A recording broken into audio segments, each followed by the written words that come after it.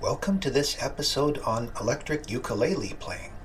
This is jam level, and if you're a beginner, you're welcome here, but you can also watch the earlier episodes, which go into more detail. Here I'll just show you the isolated uke part.